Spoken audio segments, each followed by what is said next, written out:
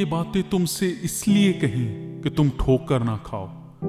लोग तुमको इबादत खानों से खारिज कर देंगे, बल्कि वो वक़्त आता है कि जो कोई तुमको कत्ल करेगा वो गुमान करेगा कि मैं खुदा की खिदमत करता हूँ, और वो इसलिए ये करेंगे कि उन्होंने ना बाप को जाना ना मुझे। लेकिन मैंने ये बातें इसलिए तुमसे कहीं कि जब उनका वक्त आए तो तुमको याद आ जाए मैंने तुमसे कह दिया था।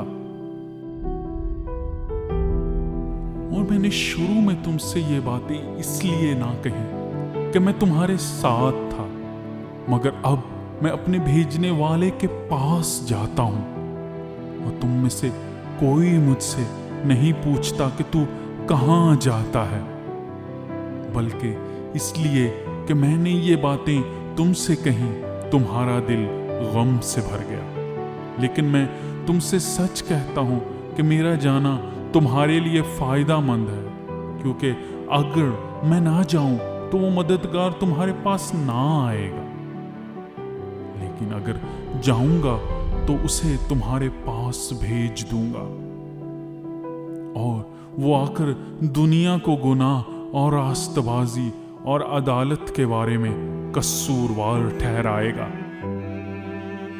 गुनाह के बारे में इसलिए कि वो मुझ पर ईमान नहीं लाते, रास्तबाजी के बारे में इसलिए कि मैं बाप के पास जाता हूं और तुम मुझे फिर ना देखोगे, अदालत के बारे में इसलिए कि दुनिया का सरदार मुजरिम ठहराया गया है।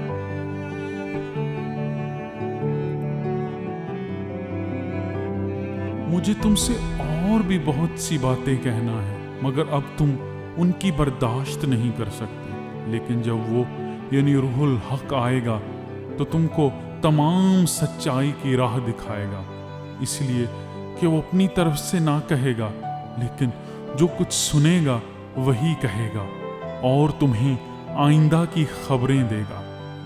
वो मेरा जलाल जाहिर करेगा, इसलिए कि वो मुझ ही से हासिल करके तुम्हें खबरें देगा। जो कुछ बाप का है वो सब मेरा है, इसीलिए मैंने कहा कि वो मुझ ही से हासिल करता और तुम्हें खबरें देगा। थोड़ी देर में तुम मुझे ना देखोगे और फिर थोड़ी देर में मुझे देख लोगे। बस उसके बाद शागिर्दों ने आपस में कहा, ये क्या है जो वो हमसे कहता है कि थोड़ी देर में तुम मुझे ना देखोगे और फिर थोड़ी देर में मुझे देख लोगे, और ये कि इसलिए कि मैं बाप के पास जाता हूं।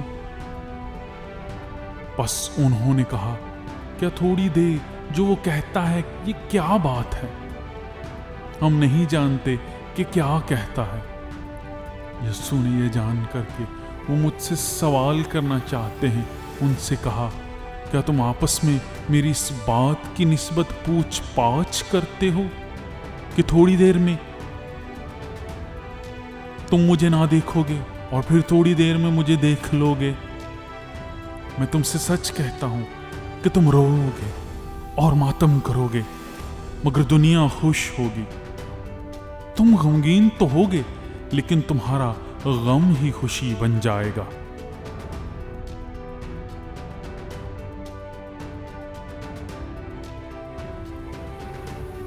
जब औरत जन्मने लगती है तो गमगीन होती है, इसलिए कि उसके दुख की घड़ी आ पहुंचे। लेकिन जब बच्चा पैदा हो चुकता है तो इस खुशी से कि दुनिया में एक आदमी पैदा हुआ, उस दर्द को फिर याद नहीं करती। बस तुम्हें भी अब तो गम है, मगर मैं तुमसे फिर मिलूंगा और तुम्हारा दिल खुश होगा और तुम्हारी खुशी कोई तुमसे छीन ना लेगा। उस दिन तुम मुझसे कुछ ना पूछोगे। मैं तुमसे सच कहता हूं, अगर बाप से कुछ मांगोगे तो वो मेरे नाम से तुमको देगा। अब तक तुमने मेरे नाम से कुछ नहीं मांगा, मांगो तो पाओगे, ताकि तुम्हारी खुशी पूरी हो जाए। मैंने ये बातें तुमसे तमसीलों में कहीं। वो वक्त आता है फिर तुमसे तमसीलों में ना कहूँगा, बल्कि साफ साफ तुम्हें बाप की खबर दूंगा।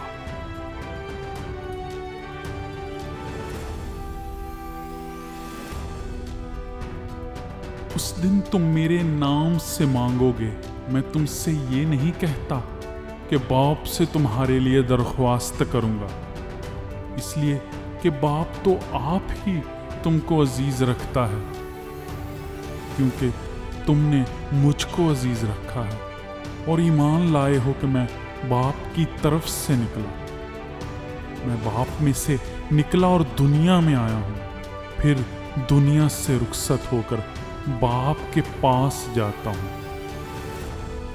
उसके शागिर्दों ने कहा, देख अब तू साफ साफ कहता है और कोई तमसील नहीं कहता।